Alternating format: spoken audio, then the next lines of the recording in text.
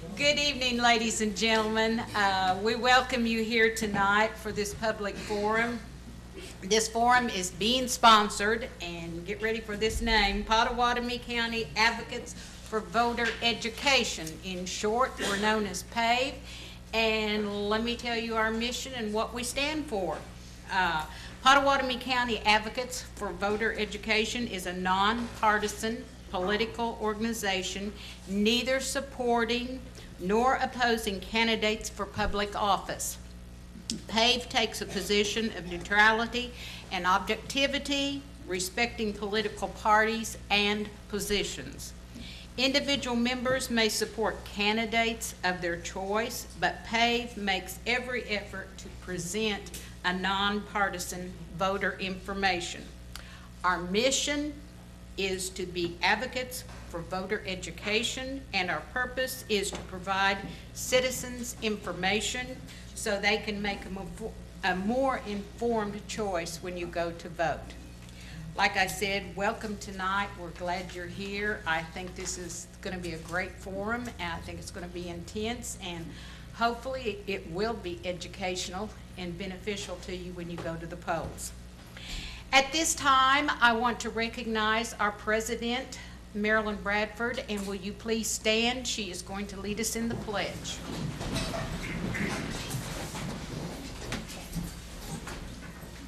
Attention, position, pledge.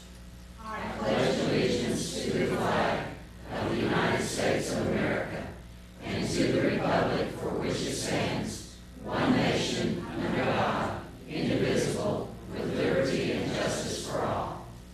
You may be seated. Marilyn at this time does have a couple of announcements for us. We have a couple of other events that are occurring where we'll have candidates appearing. These are not PAVE sponsored. Tomorrow night, the West Side Neighborhood Watch has invited the candidates to come to their neighborhood watch. That is from 6:30 to 8 p.m. and that's located at Wallace Avenue Baptist Church at Wallace and Chapman, for those of you that might be interested in participating. Also, we have Congressman Langford and Representative Newell, who will be appearing Thursday morning at 7:30. They'll be at St. Gregory's University in the Benedictine Hall, and I believe they're going to be on the 5th floor. There's an organization, I believe, that's meeting, and they have invited them, and it is open to the public. So those of you that would like to participate. Also, this will be, and I think Ronnie will probably announce that this will also be on Channel 30, so you'll be able to catch it again or tell your friends. And it's also available on this Shawnee City website as well. So with that, Thank you, Marilyn. Thank you.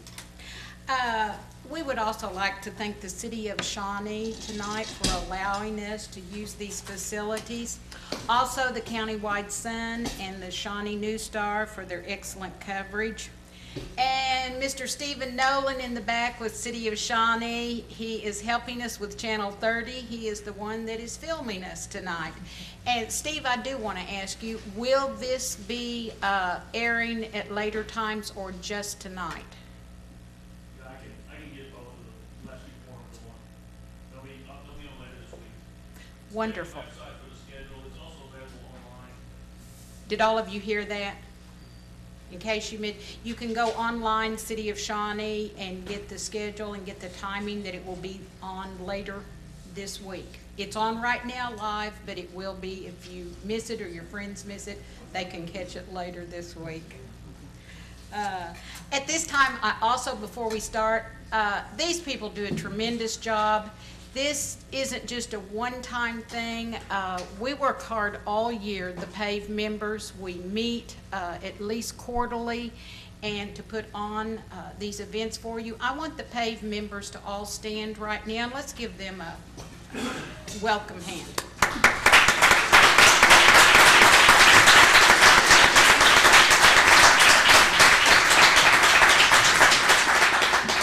Also, I wanted them to stand because later on, we're about to go over our ground rules for the evening, and they will be on hand. If you have a written out question you want picked up, they will pick it up and bring it to the front. As I said this time, let's go over our candidate forum procedures. Please turn off your cell phones at this time. They really do interfere with the sound system, and they distract our speakers. Each candidate, number two, each candidate will make opening remarks limited to 2 minutes each and a closing statement limited to 1 minute. Okay, we're going off. I heard that. That's the same sound mine makes. Okay, after opening statements, the forum will be open to written questions from the audience.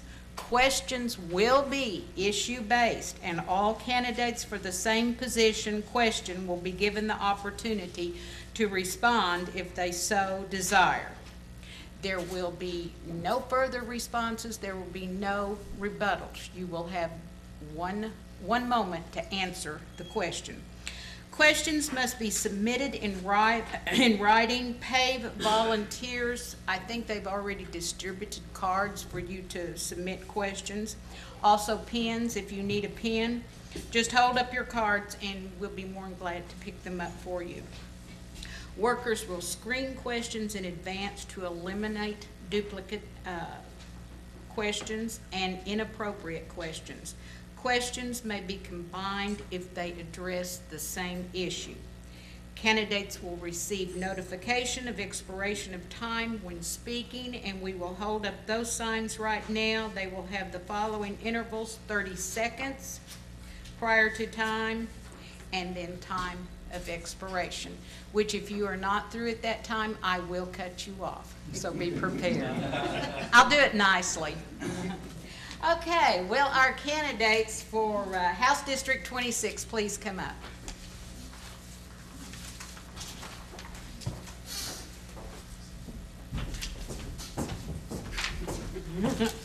As we cross centers. Okay, and I believe Justin Wood, you got the lucky... I'm sorry. Michael, yeah, I'm looking right. See, you shouldn't have crossed in front of me. Hi, Justin. Man, is this not professional for your moderator? I'm looking at you. I believe you chose number one to go first. Number one, yes I did. And Michael, you will be number two. I really do know Michael. I really do. All right, at this time we will proceed, and Justin, you may start with your opening comments. Thank you very much. I want to thank PAVE. I'd like to thank the members of Shawnee community and Tecumseh community tonight that have came and to join us tonight. I just appreciate your willingness to learn more about your candidates and your willingness to show your support for the community. I believe it's very important. My name is Justin Freeland Wood.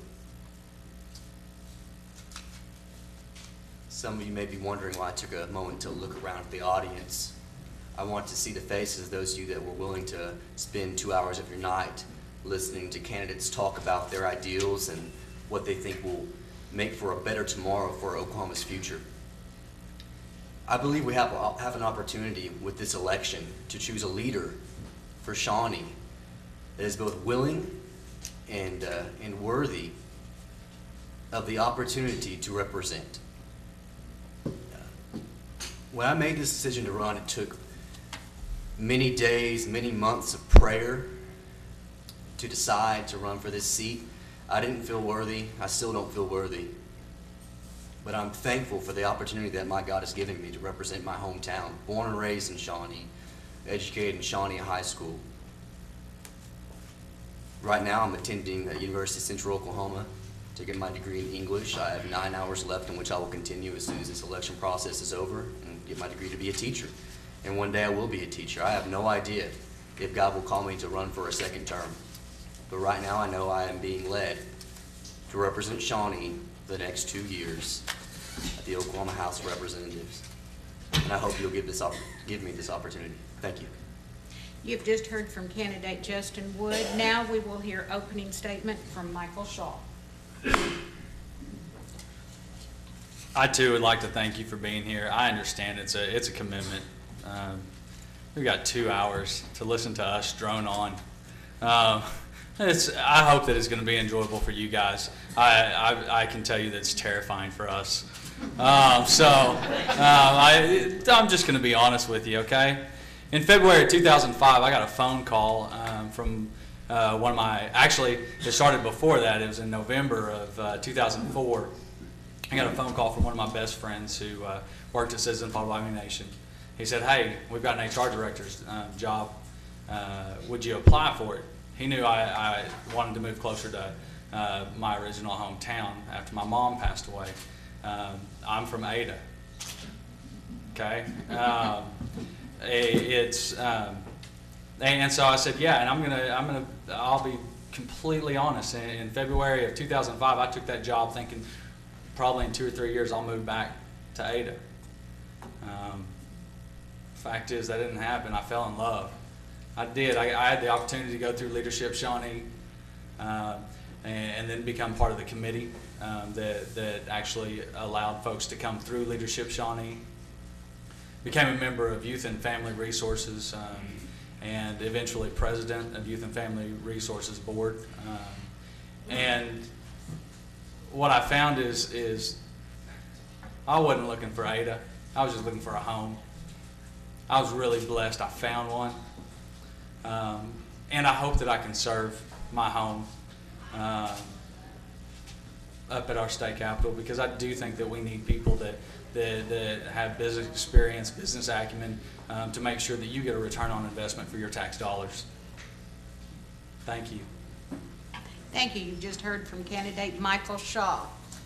At this time, we will start our question and answer section of this forum. Michael, we will have you go first, and here's the first question, and it will be for both candidates. What is the greatest challenge to Oklahoma and the office for which you are running?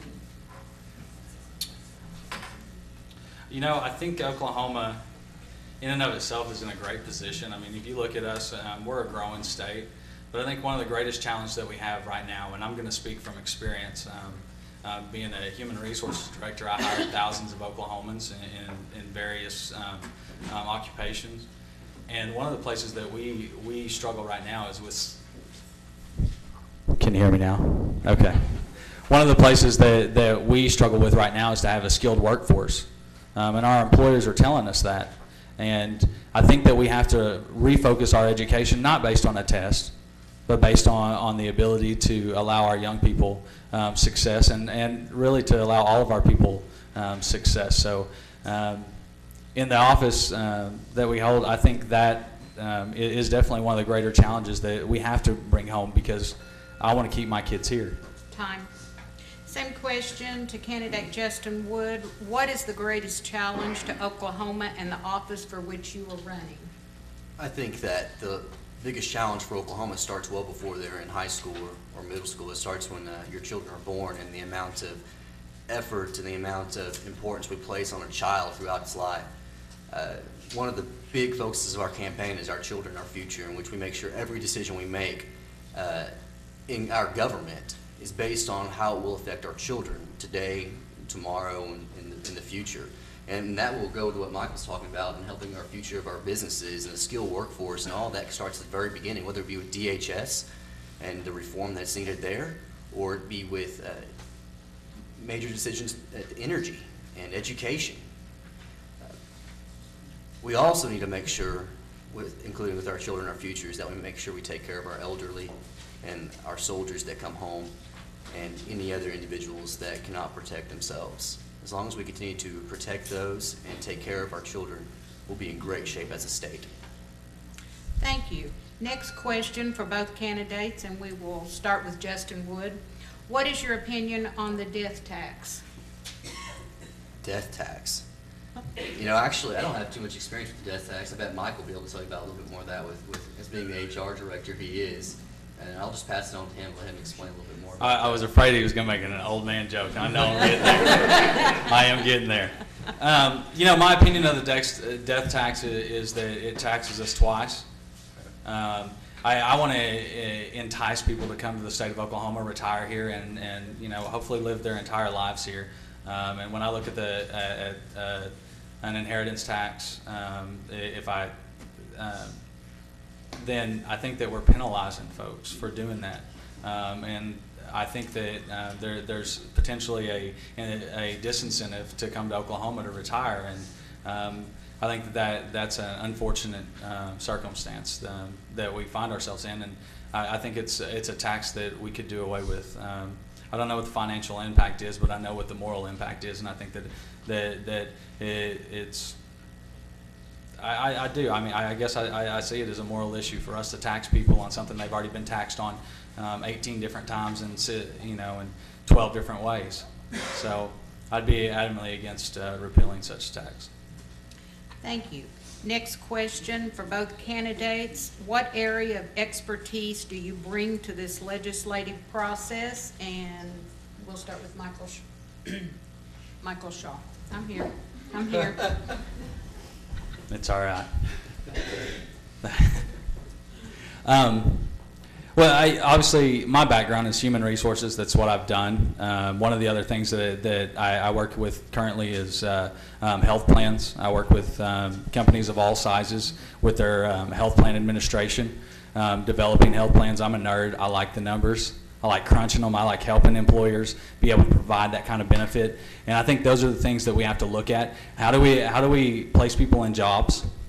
And as an HR director, obviously I have experience with that in a variety of different ways. But also, how do we protect your health care? I think everybody in here knows that you have to have health care at some point. And so we have to protect our employers and ensure that they can provide that as well. So I think both of those avenues lend well to my experience for the position. Justin Wood, what area of expertise do you bring to the legislative process? In every position and job I've held throughout my working career, it has always involved people.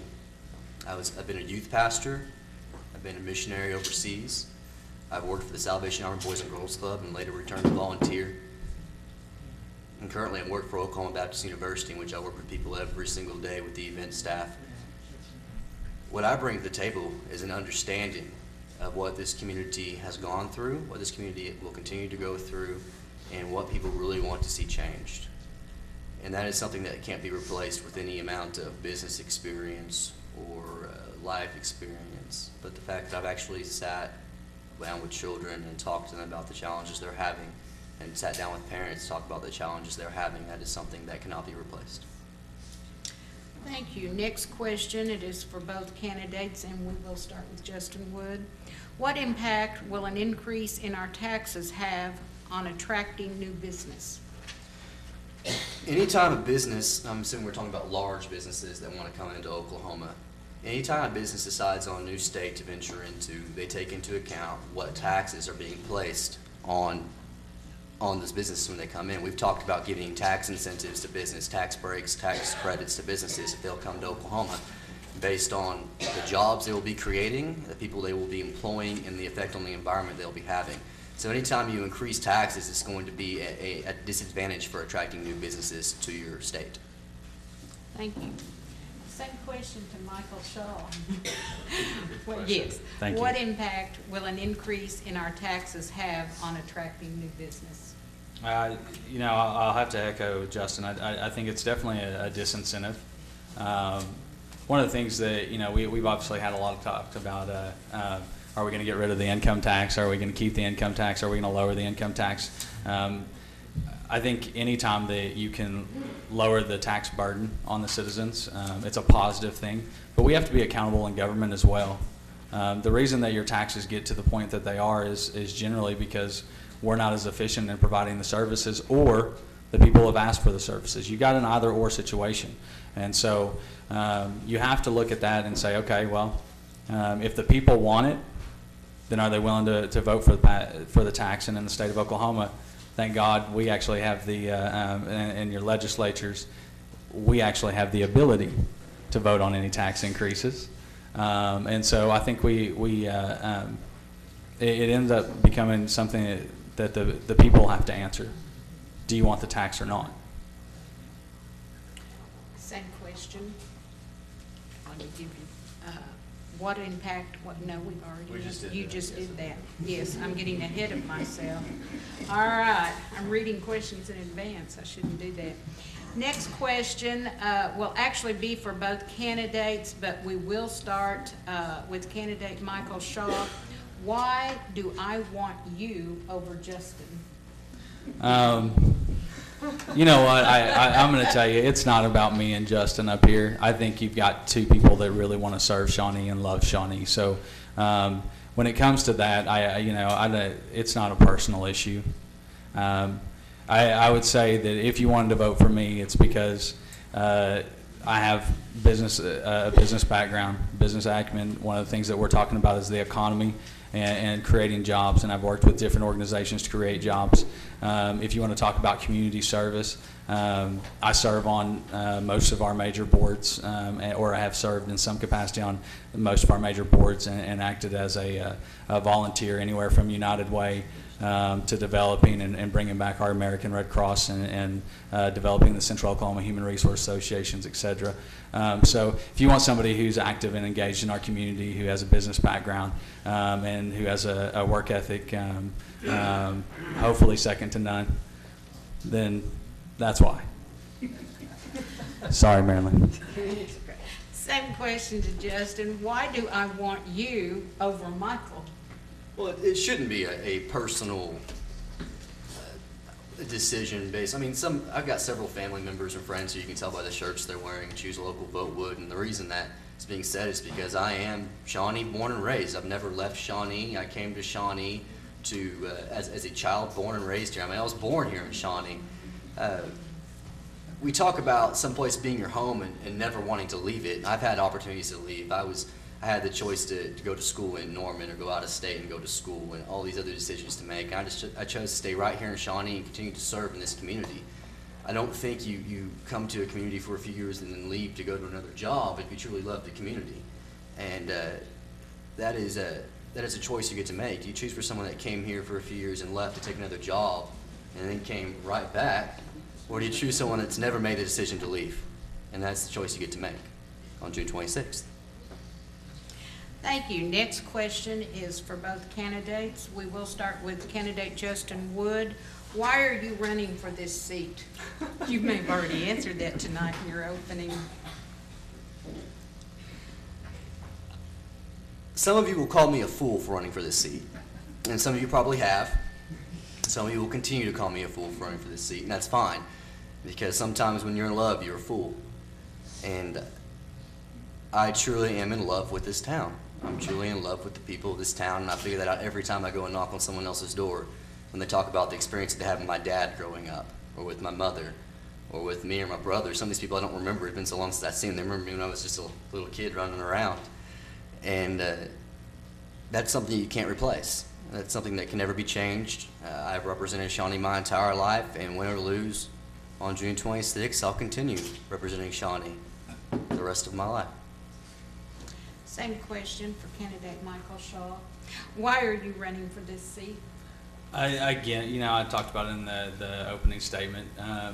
Shawnee's become my home. I want to represent those people that I've helped and have helped me develop a home. I mean, I look at people in here that I've worked on your boards, and I've worked in your community. I've helped hire your family and hopefully create and promote opportunity, develop fundraisers, and worked with people for creating fundraiser for their nonprofit organizations.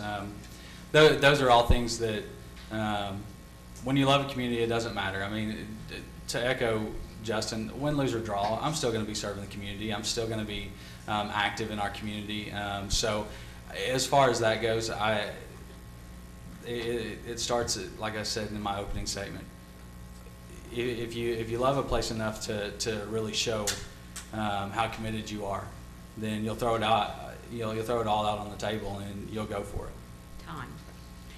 Next question is for both candidates, and to be fair, we'll start with candidate Michael Shaw.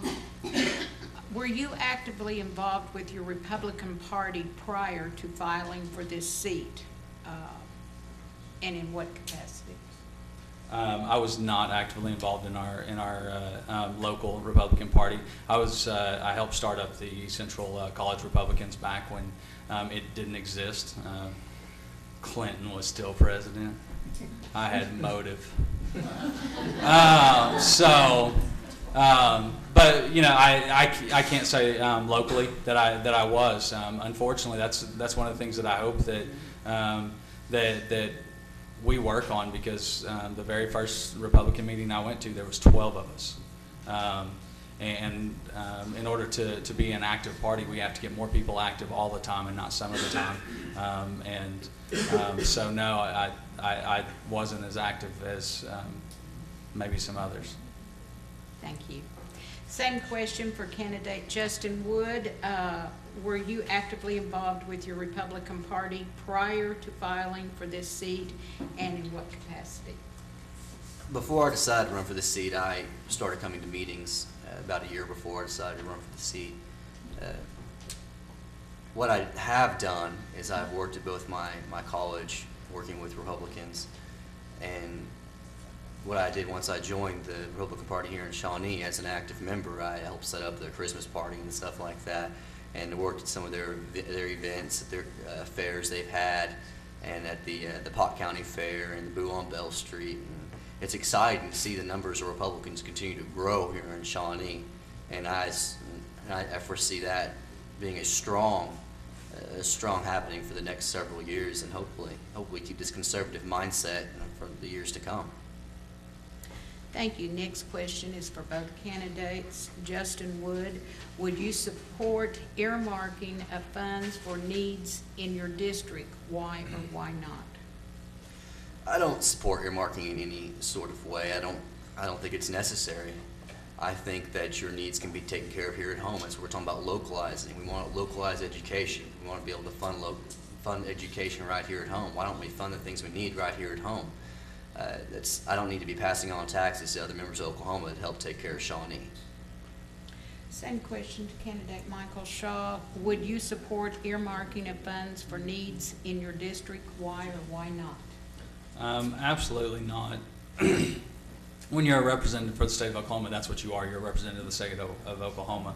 Don't hear what I'm not saying. I'll always be an advocate for District 26. If there's opportunities that are going to go throughout the state, I'm always going to advocate for District 26 if that opportunity could start here at home. But as far as earmarking, I think that term has a negative connotation, and it also has directed tax dollars that just aren't necessary. Thank you. Next question is for candidate Justin Wood. Fundraising is a vital part of any political campaign. Have you accepted funds from any union? No. Sweet, short, simple, to the point. Next question is for candidate Michael Shaw. I'm looking at your face. You are actively employed and yet find time to be supportive of community organizations. What organizations are you active in the Shawnee community? You're going to answer this. Yeah, all right. Well, I'm the Vice Drive Chair for the United Way, which is the largest fundraising body that I'm aware of in Shawnee. It actually provides the funding source, and last Thursday we did all the funding allocations for any of the United Way sponsored area organizations. I'm the president-elect for the Central Oklahoma Human Resource Association. It's a organization that we helped start about 6 years ago in the Central Oklahoma area, so that HR directors could come together and hopefully shape some policy. It's actually our organization that's going to be sponsoring Congressman Langford and Representative Newell, and I'm a board member for back on Youth and Family Resources. Thank you. Next question is for candidate Justin Wood. A representative for the state of Oklahoma relies a great deal on higher education. What education beyond high school do you have that will enable you to be a qualified representative? I think we have a representative in the back of this room right now that didn't have a college degree, and he's done a fantastic job representing his home. without a college degree. However, I'm 9 hours short of my college degree. I have taken time off for this campaign so that I'll still have time for my family. And just to clarify on one of those questions, I am actively employed 50, sometimes 60 hours a week, and I still find time to volunteer my time to organizations in Shawnee as well. I don't think that education in college is necessary to represent a group of people. I think that takes away from what men and women do every day without a college degree. However, will have a college degree in a few months, and then maybe I'll be more qualified for some of you in this room. Okay. I always heard a saying, education teaches you to spell experience. I always thought that was good. Okay, candidate Michael Shaw, what do the Second Amendment rights mean to you? Do you believe all U.S. citizens who do not have criminal records or a history of mental disorders should have the right not only to bear arms, but to carry a gun for protection? Absolutely. I think that's my minute.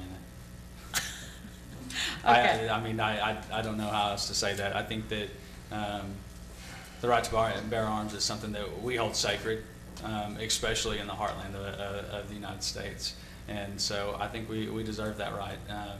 And we sometimes get overprotective with our laws to the point that we dumb down our own society. And that's not appropriate ever, whether it be Second Amendment or any other laws.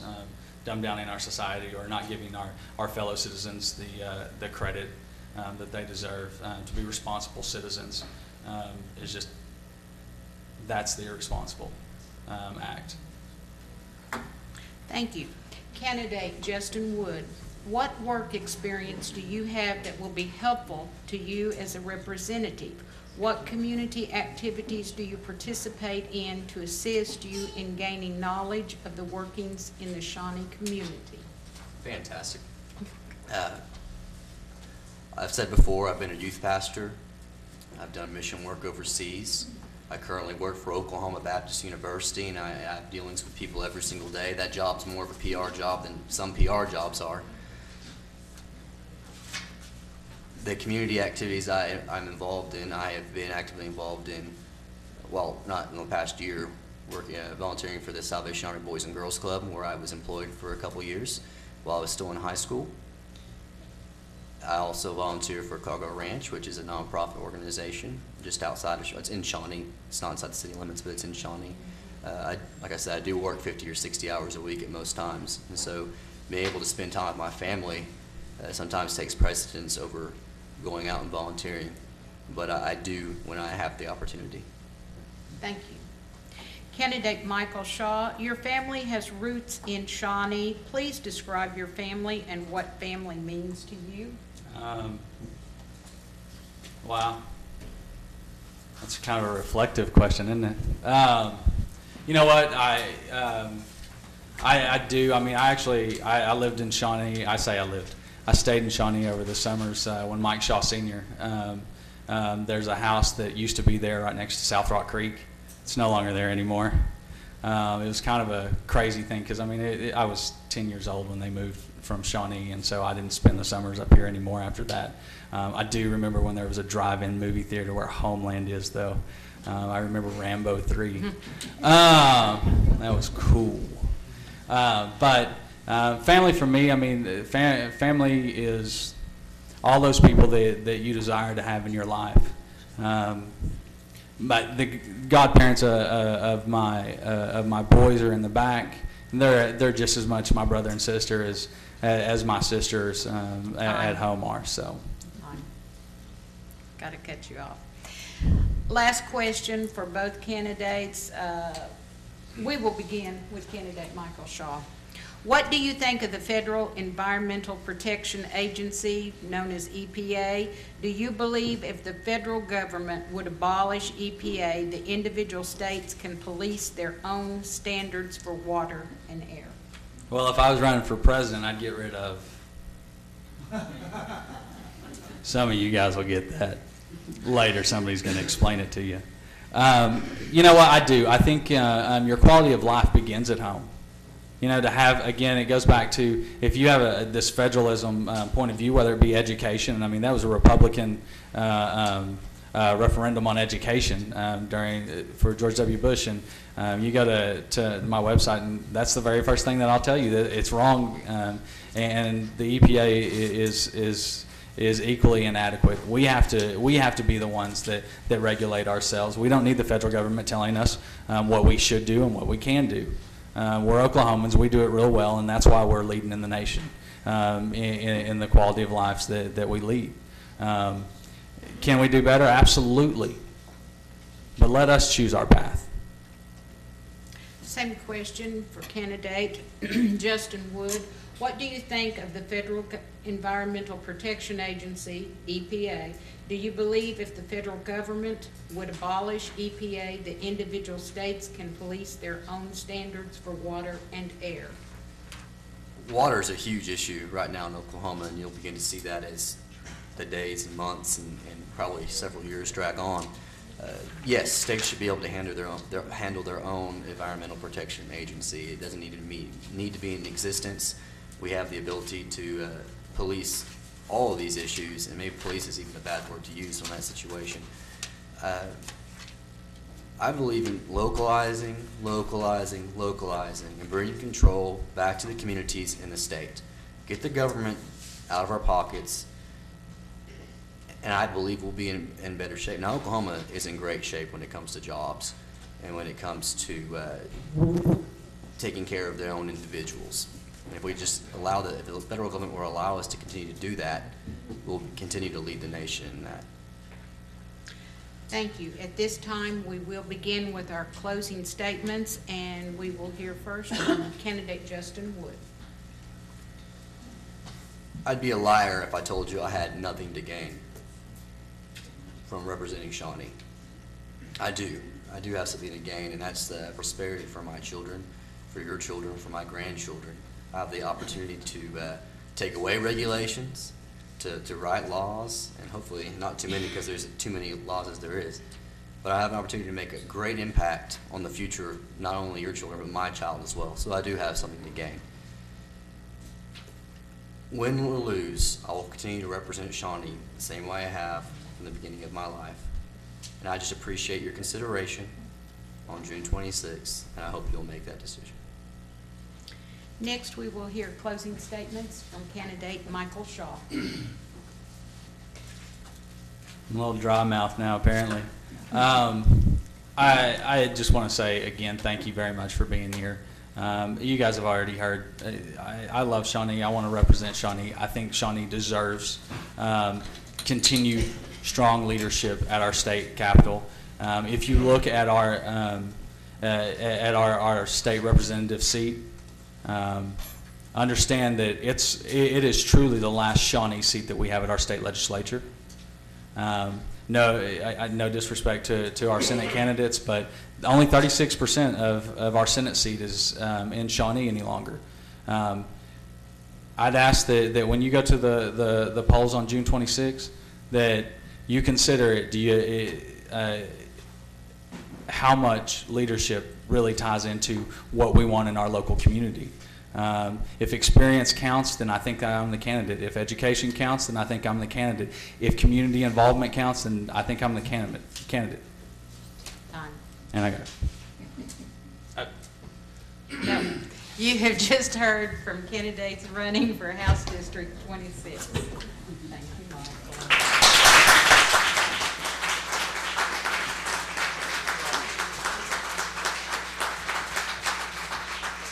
At this time, will our candidates for House District 27 please approach?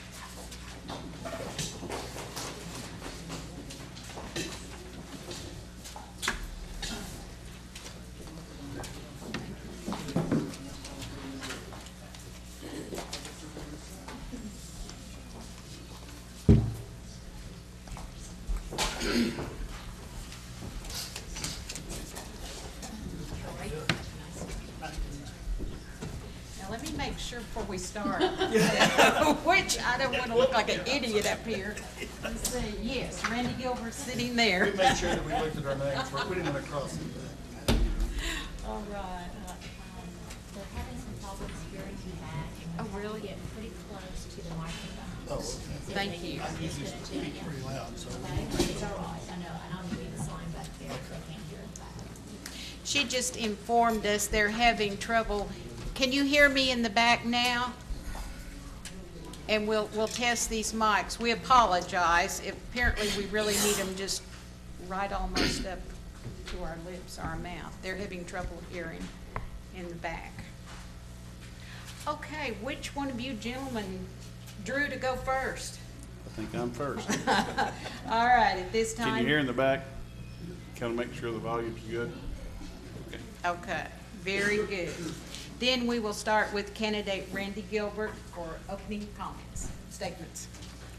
Good evening. My name is Randy Gilbert, and I'm a candidate for the House of Representative District 27. I grew up in and currently reside in Tecumseh. I graduated from Tecumseh High School, and I received my bachelor's degree from Oklahoma State University in ag education. My wife, Suzanne, is a former teacher, and she's here with us tonight. She has her master's from East Central University in special education, and also between us we have two daughters, Dusty, who received her bachelor's from Oklahoma State and her master's from East Central, and she's currently the media relations director at Seminole State College. And Annie Jo is currently enrolled at Oklahoma State University, and brag a little bit, she's an Oklahoma State FFA officer. So I spent 5 years in Lawton as an ag ed instructor and moved back to Tecumseh to join the family trucking business in 1988. With the help of my family and very good employees, we have been able to maintain a successful business through the good and the tough economic times in Oklahoma. Suzanne and I also have an insurance agency in Tecumseh. I have been asked several times, why did I file to run for the House of Representatives? My response is, I want to try to make a difference. I have 25 years business experience, years of civic involvement, and a volunteer commitment on several boards, both locally and across the state. The boards range from the State Board of Career and Technology Education, business roundtable discussions, and also general agriculture-related boards. I've been fortunate to serve in leadership positions on several of these boards and have statewide relationship with various groups. In my years of volunteer service, I have been touched by many individuals, from the young people. Time. Next, we will hear from candidate Troy Green, his opening statement. My name is Troy Green, and I am also running for the House of Representatives, District 27. As you know, they've kind of extended this district out a little bit. My district was actually the old District 53, which stopped at the Pottawatomie County line instead of taking in all of Pottawatomie. So I think that, but it's going to be a challenge, and I really, in a way, appreciate it, because I think it gives me a more of a diverse area to have to look forward to serving if I get elected. But I'm married. Have basically, my wife and I live on an acreage there in southeast Oklahoma City. We're barely in Oklahoma City. Another quarter of a mile would be in Norman. But anyway, we have 3 horses, 2 dogs, 4 cats, and we adopted a parrot. So we have kind of a diverse family of our own right there at our house. And it seems like every animal in the country just seems to find our house or migrates to our house when they want to find a home. So we adopt them. But I worked at Tinker Air Force Base for 37 years. And during that time, I also worked at the old TG&Y Stores Company for 12 years, where I, as a part-time employee, actually it was 40 hours a week at TG&Y and 40 hours a week at Tinker or more. So it was basically 80 hours a week just to, try to support my family. So I know what it's like to have to work to support my family. And so I obtained the rank of actually assistant customer service manager, and I felt like that was a pretty good chore for a part-time employee. I also, for 5 years, my last 5 years at Tinker, I was training leader for some like 200 personnel. So I think that gives me a qualification, but I'll tell you, I want to serve everybody. I want to serve everybody in Cleveland County, everybody in Pottawatomie County alike, and my time's up. First question is for both candidates, and we will start with candidate Randy Gilbert. What is the greatest challenge to Oklahoma and the office to which you are running? I think in Oklahoma, we continually see the biggest challenge is the budget each year. You know, we have a lot of needs that are very important to all of us. We have a little over a $6 billion budget in the state of Oklahoma. And we just can't quite seem to find the money to cover all the needs that we have. I know this year, I'm very passionate about the career tech programs.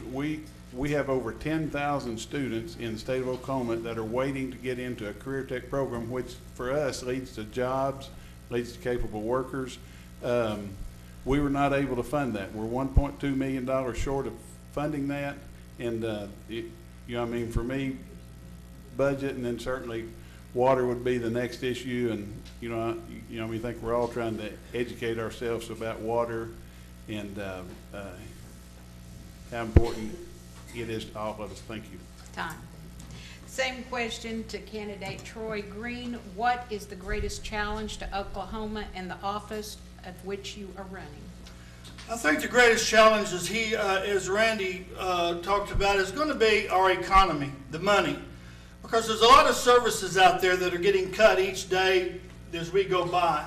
And a lot of these services, I think, are really, really important to our citizens and important to our families.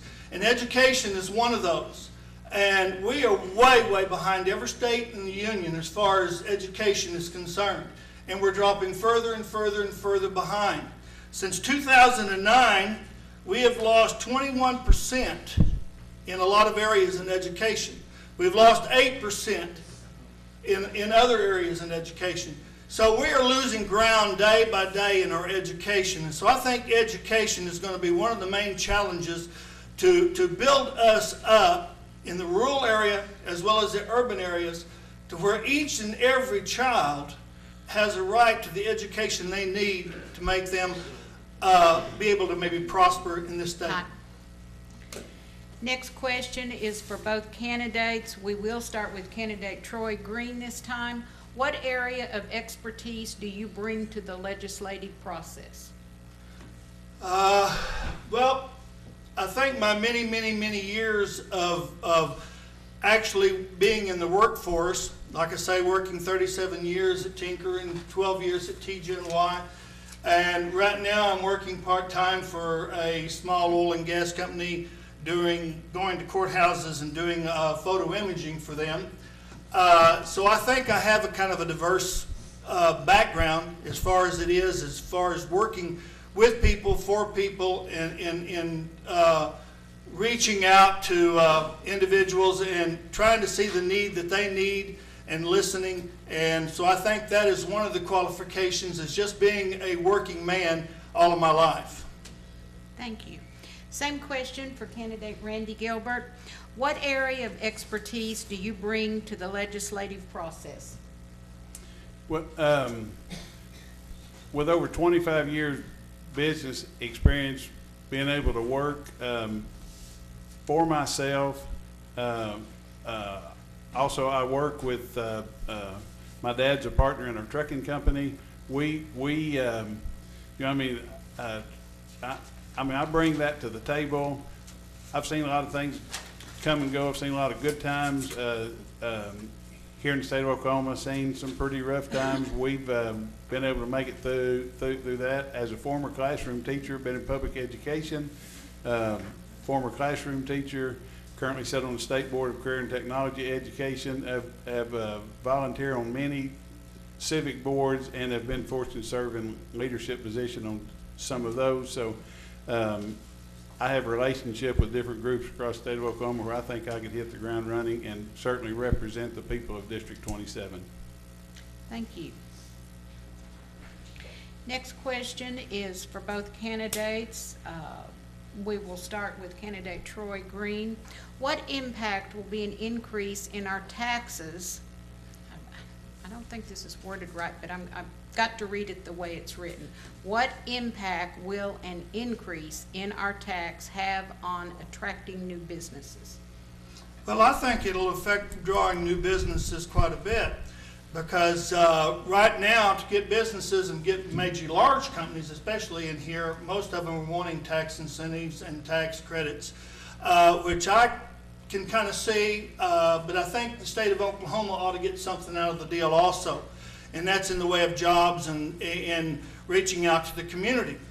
But I also believe that you can't punish the small businessmen in the state also by passing on tax credits to the big corporations just because you want them here, and then you raise the fees on a lot of the small businesses, or you raise their taxes and make it harder for them to gain employees, harder for them to build their businesses. So I think there needs to be a balance. Yes, we need to give them, don't raise taxes on the new businesses, but for sure don't raise taxes on the ones we've got here right now working hard to make a living.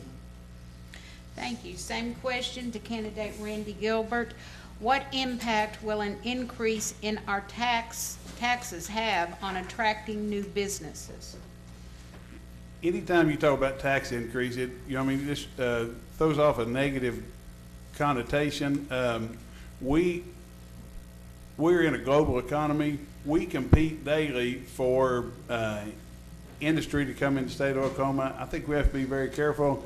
I don't think a tax increase is something right now that would be beneficial to us.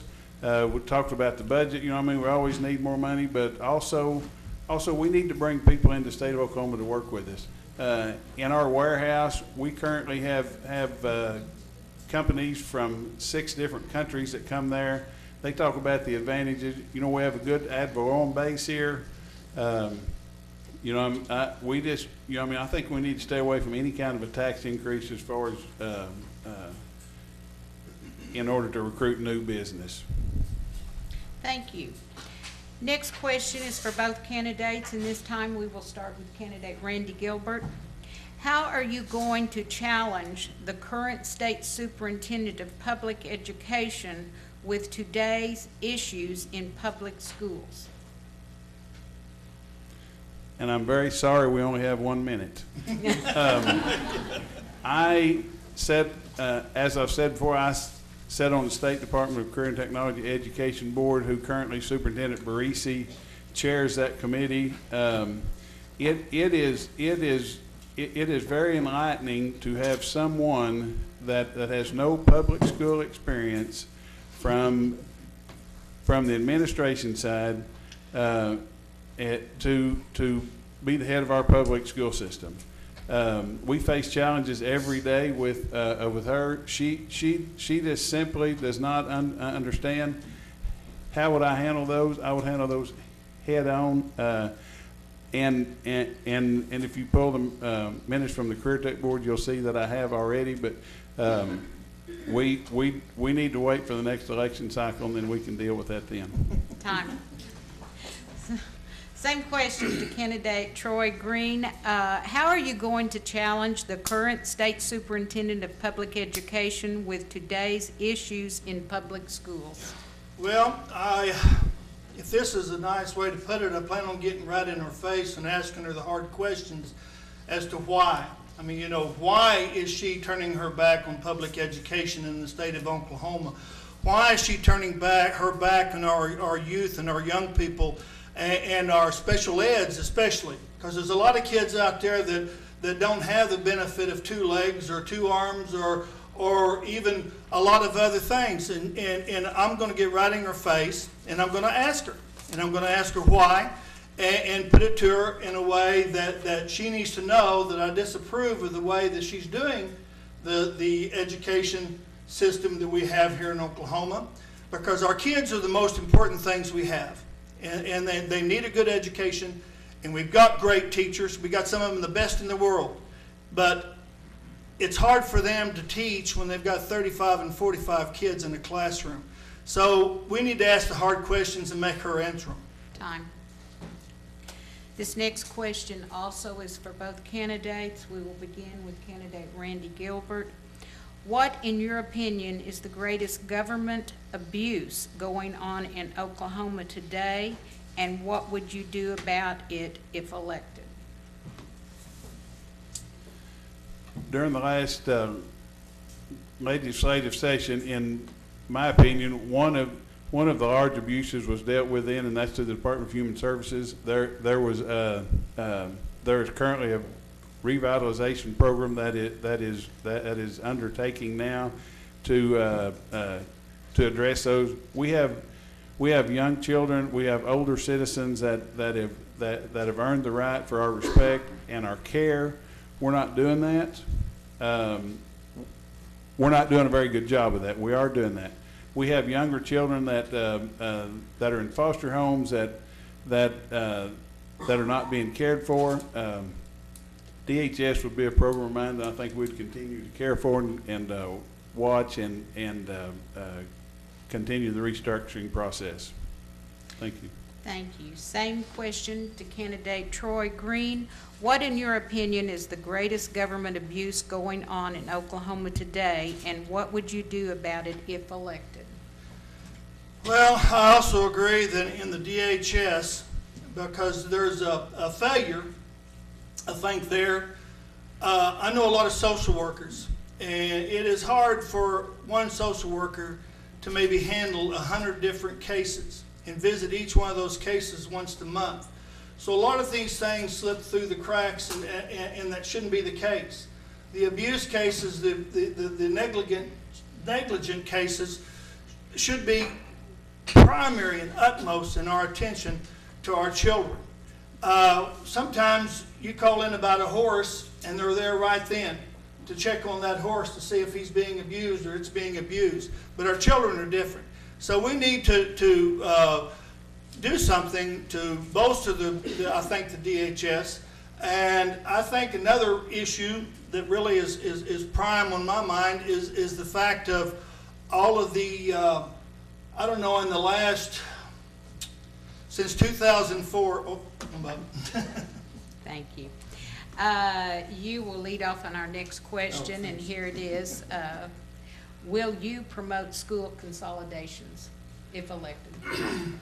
No, I don't think we need school consolidations. I think the education system here that is present in Pottawatomie County is sufficient for the students here, and I think the quality of education that is given throughout the state. So I don't agree with consolidation. What I would say is that every school should be treated the same. I mean, in funding and in books, in preparation, in teachers, and that. Make them all equal and stand on equal ground so that they all have the best opportunity. The teachers have the greatest facilities and books to use. In some cases, they don't have enough of them. But I guess to get back to it, no, I don't really agree with consolidation of schools. Thank you. Same question to candidate Randy Gilbert. Will you promote school consolidations? Absolutely not. One of the most critical functions that we are to provide to our young people is a public education. We are charged as residents for the state of Oklahoma to provide a quality education for our young people. Not only will I not promote consolidation, I will encourage for the rural school districts. Some of the best kids that we have in the state come from those small schools, and right now they are funded to a minimum level. Just imagine what those young people do if we gave them the tools to succeed to a higher level. They do a very good job now, so just imagine what we'd do if we could increase their budget a little bit, where we could allow those kids to succeed and prosper. Also, those small schools are critical to the existence for our small communities. Just ask what happened in St. Louis and Tribby. Thank you. Time. Next question is for both candidates. This time we will start with Randy Gilbert. Do you have any knowledge of education mandates, and what would you do about them? There are a variety of education mandates. Where I really struggle with is the unfunded mandates that are put on these schools. Just recently visited with a group the other day from down at, well, I hate to say the name, but they have 2 children that are in their special ed program. They are charged with taking care of those young people. They don't have the money to do that. So if we're going to provide a mandate for those schools and such as health insurance for the teachers, we need to be able to fund that to the level they deserve. We need to be able to fund those programs. Whenever we give a mandate, we need to be able to fund those programs to a level to allow those people to succeed. Same question to candidate Troy Green. Do you have any knowledge of education mandates, and what would you do about them? I should have talked to my teacher friends more on this issue, I guess. But I do believe there is a mandate out there that's mandated on testing, and where you have to go by a certain testing standard for graduation and for kids to, I guess, qualify to move on. I believe tests are good, but tests are not the only thing that I think that's important in our schools.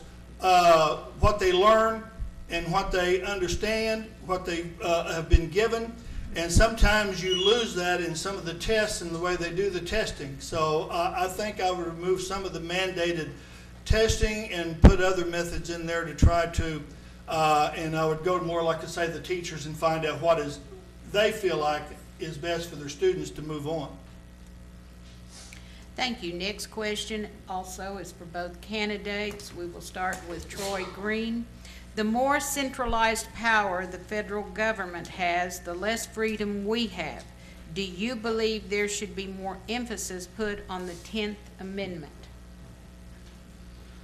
Well, I believe the government, as far as the federal government, should leave the states pretty well not alone. But I think that they should let the states govern themselves without a lot of mandates, without a lot of oversight, as far as some of the definite rules and regulations that they have put down on the states and on individuals in those states. But some controls, I don't know. You need to leave some things up to the federal government. So that'd be something we'd have to work on to try to find a balance between the state and the federal government and try to, because I know a lot of times they use their whip to make us obey when we want road money and other monies for other issues. So you're going to have to work with the federal government a little bit if we're going to, or just tell them to keep their money. Same question to candidate Randy Gilbert. The more centralized power the federal government has, the less freedom we have. Do you believe there should be more emphasis put on the 10th Amendment? I certainly believe that the federal government has a purpose in our state government through our trucking business and also our warehouse business. We deal with people in about all 48 of the contiguous states, and you know, we're really pretty sensible here in Oklahoma, but you know, when you get on the coast on either end, you just, you know, I believe the federal government should have minimum standards that they can put in place, and then I think the states' rights should come into play then, where you know, I mean, we have the final control, but minimum standards from the federal level are certainly acceptable. Thank you. Thank you. Next question, both candidates. We'll start with candidate Randy Gilbert. What is your opinion of the death taxes? You know, I heard that a little bit ago, and I just, we lost my mom about 6 years ago to cancer, and we, I don't believe that people should be taxed again once the money they've worked for, they have hard-earned money, they've worked hard all their life, and they paid tax on that money when it went into their checking account or their savings account, went into their whenever they accumulated assets.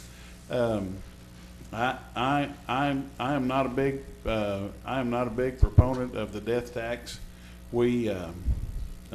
No, I am not a proponent of the death tax. Thank you. Same question for candidate Troy Green. No, I'm against the death tax. I believe it reduces and takes away all the incentive by people to make something in life. I mean, you work hard to build a business, maybe to hand down to your sons, your daughters, or other family members, and then all of a sudden you're hit with a $1 million tax bill at the end. You pass away. And so then they have to scrape around trying to raise money or something maybe to pay this tax so that they can continue on. And it's happened time and time again, especially in farmers. And farmers are hit, I think, the hardest a lot of times in the death tax. So I think it ought to be done away with. If you build something, then it should be yours to pass on to your children or whomever without them taking a big chunk of it. You've already paid enough.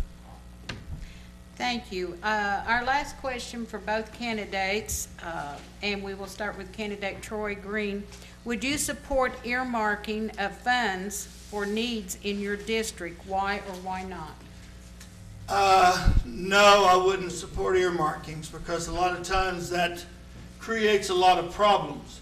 All I can really say is, as a representative for this area in Pottawatomie County and Cleveland County, I would do everything in my power to try to see that the funds necessary that needs to come into the community to help the community and to prosper and build and do things, that they get whatever is necessary.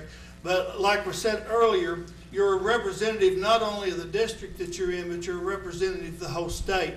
But I think that you need to make every effort to see that all the funds that can do go to the district that I'm from, and that would be District 27. Thank you. Same question to candidate Randy Gilbert.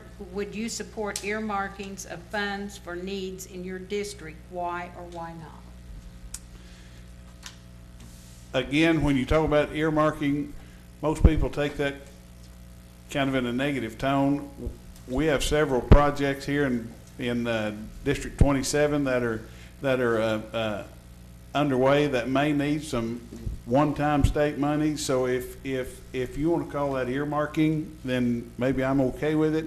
I believe there are projects that are viable in District 27 that if they have an opportunity to match funds on the county level, match funds on the federal level to be able to get projects completed, then I'm okay with whatever you call it, because I'm going to fight for the people in my district. I've lived here. I know the people that are out there. So, yeah, I mean, you can call it whatever you want to, but I am certainly a believer in getting projects completed when you maximize the dollars through matching funds. Thank you. At this time, we will start our closing statements, and candidate Randy Gilbert will go first.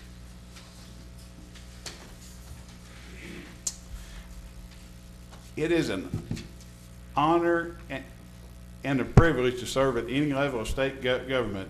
I have given years of volunteer service to our young people, to our senior citizens, to our veterans, and to the agriculture community in our county. My 25 years business experience, time spent in public education, both as a student and as a teacher, civic involvement, and just as important as a taxpayer of District 27, make me want to represent you, the people of District 27. I have the business experience, the education experience, life experience to represent the people of our districts.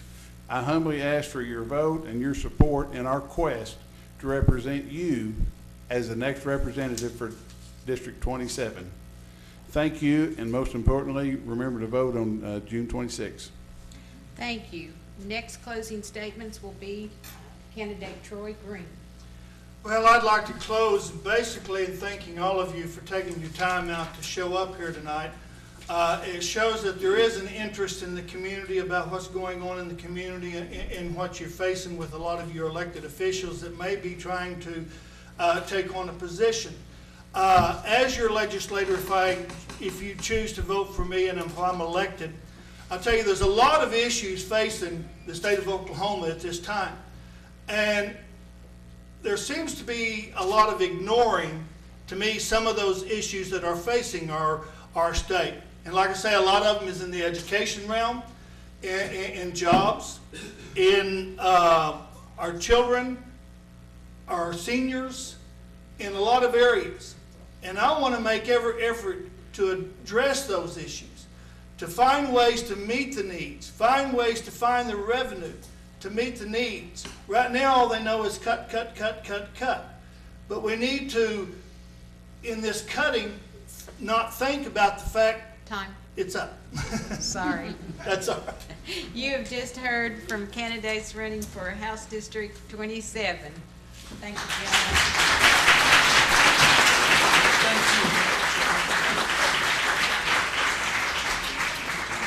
At this time, will our candidates for Senate District 17 please come up?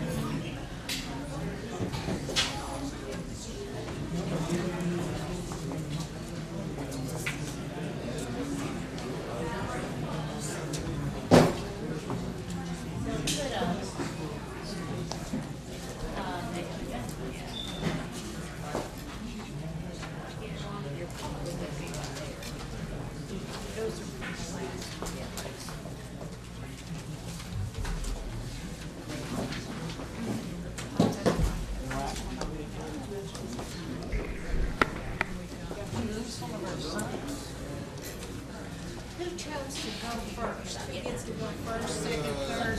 Okay. I'm pretty last. You're third? No,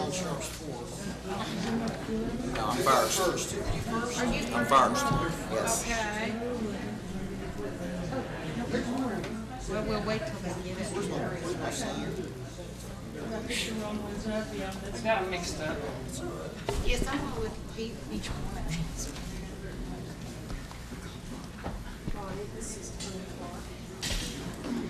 Brent Clark. Ernest Clark. Nice to meet you.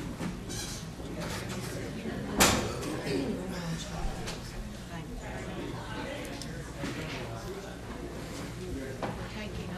We're taking a short break. Right now, I'd like to use this opportunity to tell you if there are any people in our audience tonight that would be interested in joining PAVE and being a member of PAVE, please contact one of our PAVE members here. We would love to have your support and your interest in this organization. Okay, what position did you draw? One, two, three, four. He's one. You're two? And I want to look at everybody's. I don't want to make the same mistake. Okay. Okay, so.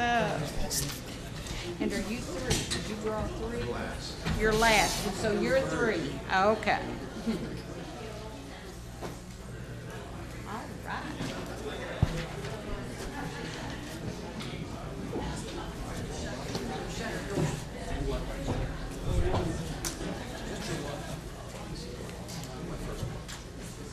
I think this one right here is yours, and then the water, let me. Oh, this right here? Yes, that's yours. This is yours? Let's, yeah, is that, well, now this is a brand new bottle. That does not. Yeah, I got a new one too. Oh, all right. Want to make sure everybody's got Yeah. it.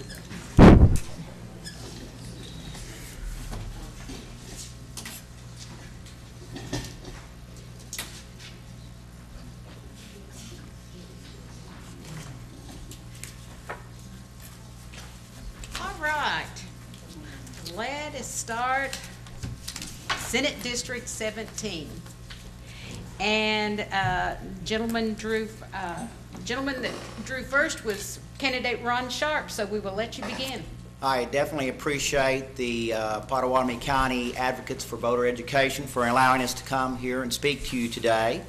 My name is Ron Sharp, and I'm running for the District 17 State Senate seat. And when I'm running for this position, I think the first question you're wanting to know is why would I run for this position? And I think that there are three qualities when you're running for political office that's the same that when you're trying to win in a tennis match or any athletic event. The first thing you have to do is know your fundamentals. In athletics, you need to know the kinetic energy chain. But when you're running for political office, you need to know the Constitution of the United States and the Supreme Court decisions that represent this government. You need to know the state constitution of Oklahoma. You need to know that there's 30 articles in that Constitution. Article 27 has been repealed that relates to prohibition. And you have 85 statutory titles, of which that's created under Article 4 of the Oklahoma State Constitution. You need commitment. I've lived in Shawnee for 60 years, born in Shawnee City Hospital. I have taught political science and Oklahoma history and government for the Shawnee Public Schools for 38 years. And you need perseverance. You need to be able to make decisions under the most extreme difficulties. As a school teacher, trust me, you are making decisions under the most extreme difficulties. You're having to tell people yes, and you're having to tell people no. I have made those decisions. It sometimes has cost me, but I guarantee you I have made those decisions. I'm willing to make those decisions now. Thank you. Thank you. Next, we will hear from candidate Ed Moore. Thank you very much for the fine forum you have here today, and I appreciate everything you're doing to inform voters about the election of our next state senator.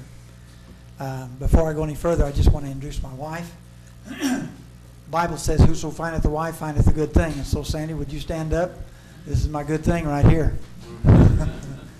Last time I introduced her that way, she came at me with an open Bible, and she had her finger on the verse that said, "No good thing will he withhold from them that walk uprightly." And she informed me that I was her no good thing. So I appreciate my wonderful wife. We have 6 children, 15 grandchildren, and it's one of the qualifications that I have for this office. It's not my first time to serve seek to serve in the Oklahoma State Senate. I was elected in 1980 on the same night that Ronald Reagan was elected president to the Oklahoma State Senate at the age of 27. And I am happy to say with a letter of endorsement from President Reagan at that time. In 1981, I was ranked the most conservative member of the Oklahoma State Senate. And in 1982, I received the Constitutional Legislation Award from the Oklahoma Constitution newspaper. The reason I'm running is because I believe we're losing our country. We're losing our country because we're getting away from the values that built this country, that made this country great. I agree with Ronald Reagan when he said, if we ever forget that we're one nation under God, we'll be a nation gone under. We have got to rediscover, re-embrace the foundations that made this country great. And if elected, I promise you this, when I raise my right hand to protect and defend the Constitution of the United States, I won't forget where my left hand was at that time. Thank you. Thank you. Next, we will hear from candidate Mike Justice.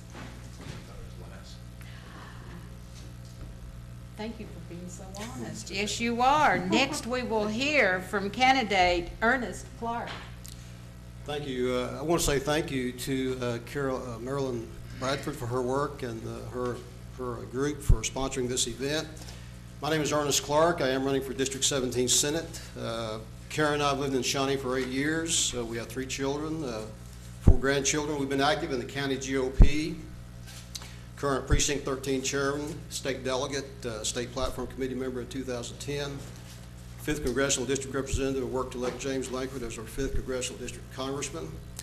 We served over 20 years in the Lions Club. We've been very active in the civic affairs within communities. I'm currently a Rotarian Club member, United Way board member for 14 years, Bank Advisory Board member for 10 years, and other civic activities.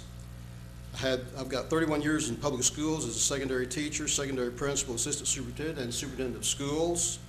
I work for the federal government, the United States Department of the Interior. I We provided oversight to 16 BIA schools in 5 states, Maine, North Carolina, Mississippi, Louisiana, and Florida. I was also employed with the University of Oklahoma College of Continuing Ed as an executive director and then retired. I'm running for the first time for state office. I'm not a career changer. I'm not changing careers at this time, but I'm running for this office because I'm deeply concerned about our country, our state, the way we're spending our money. We're lax in those areas. Government spending, taxes and the economy, health care, education, public safety and immigration. And of course, we need to look at the reorganization of the Department of Human Services. I'm running as a social and physical conservative, pro-life, traditional marriage, a man and a woman, frugal and limited government. I need your vote June 26th. Thank you. Thank you. You've heard from candidate Ernest Clark. Next, we will hear from candidate Mike Justice. Thank you. My name is Mike Justice, and I'm running for Senate Seat 17 of Pottawatomie County in Oklahoma County. I'd like to introduce my wife first, Donna, who gave me the privilege of running for this office when she said yes on April 10th. I've been thinking about this office for many years. We have been privileged to be redistricted into Senate Seat 17, and I am from Oklahoma City on a Jones, Oklahoma City acreage, and I was delighted to be in this district. And then when I thought about running, I thought about the privilege of representing the entire district, which includes the fine city of Shawnee. My wife has stood by me for 36 years and raised our 4 children, and I think that does qualify a man for this particular seat, that he can oversee his home well. And so I've appreciated my wife in assisting me to do that, but I've learned a long time ago that a man steps up as God gives him the grace to do that. And as I have led my home and my children and watched them launch them into the community and into the state and into the nation, I realized that that's what's happening in my life. That I had first needed to be faithful in my home, be a good leader there, and be a good husband and father. And then from there, I served my church. From there, I was a leader in my church, an elder in my church, and I realized that other people could use the wisdom that I had gained for the years that God had given me. And then from there, I led my church and my community into community service. I've always had a heart to serve the community. And from there, I went into my city, and from there I began to get appointments from the city officials and from the governor to serve in different task force. And Governor Keating in 1992 asked me if I would serve on a state board of juvenile justice, which I accepted that.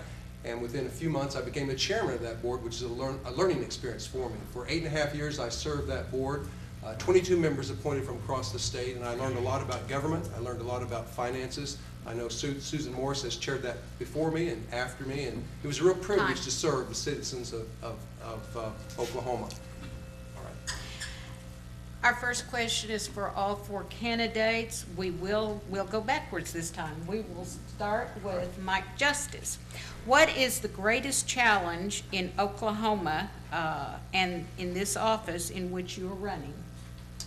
I think the greatest challenge will be to stay on task, to make sure that our education system is sound, that our roads are good, that our children are taken care of, and that public safety is at its premium for you. And I think that right now one of the challenges that sticks out to us is the vastness of our Department of Human Services, which is full of wonderful people who are dedicated to kids. It is just too large. It needs to be looked at and broken down, and they have done a great job of reorganizing that, and I think that'll be one of the challenges that I can help solve for the state of Oklahoma. Thank you. Same question, candidate Ernest Clark. What is the greatest challenge in Oklahoma and the office into which you are running? I think one of the biggest challenges that we have right now is that we need to deregulate and help our small businesses to continue to prosper. 80% of the businesses in this state are small business, considered 100 employees or less, and I think we need to do all we can to encourage them to grow their businesses, to deregulate those government deregulations, and to assist our business to grow. I think we need to look at the government spending. I think we overspend in this state. We need to have more frugal and limited government. Taxes and the economy, we can't tax ourselves to prosperity. We need to lower taxes and government spending, and eliminating harmful regulations will spur growth. Stop the bailouts and the handouts. So I think the 3 areas that we need to look at is small business, encouraging small businesses to continue to grow and prosper. We have a 5% unemployment rate at this time. We need to continue allowing our businesses to grow. And of course, taxes. We need to limit our taxes. Time. Same question for candidate Ed Moore. What is the greatest challenge for Oklahoma and the office in which you are running? I think the greatest challenge is keeping focused on your philosophy about government. We've got to make, our challenge is, are we going to be a government from the top down or from the people up? And that permeates and resonates in every decision you have to make in government. If you have a philosophy that big government can run our lives better than we can, then of course, then you end up with layers and layers of bureaucracy and czars and government. But if you believe, as I do, and I think most of you do, that we can run our lives better as it stays local from the bottom up, then you're going to have a government that has laws that are responsive and fair and non-burdensome to the people of the state of Oklahoma. That's going to be the great challenge, as it has always been where it comes to government. Thank you. Same question for candidate Ron Sharp. What is the greatest challenge for Oklahoma and the office in which you are running? The greatest challenge that we face is our budget. We operate on a $6.8 billion budget, but that is only a tip of the iceberg. We have nearly a $37 billion actuarially debt here in the state of Oklahoma to our pension funds. We're going to have to address that issue, and we're going to have to do so very quickly because our population is definitely aging. And if we're not prepared for that, we're going to have a problem. I think that when we start talking about reducing or eliminating the state income tax or the corporate tax, we are taking a very serious challenge to this issue. At least 5% of the income tax goes to pension funds. And if we eliminate that income tax, we're going to be a problem. So we need to address these issues first and foremost. Thank you. Next question is for all candidates, and we will start with candidate Ed Moore. Will you work to engage the several tribes in Oklahoma to work for a common good, possibly education, rather than engage them in a very public fight, say, over water? We have to, this is one of the challenges of government. Government has and issues have a tendency to pit one group against another. Unions against employers, water interest against those that have various interests on one side or the other. What we have to do is to find solutions that don't pit people one against another. We are one state. We have one water source in the state of Oklahoma.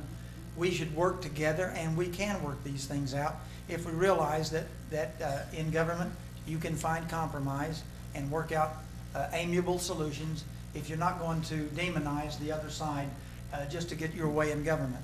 And that's the way I think we're going to have to approach this very touchy issue in our state. Yes, it is.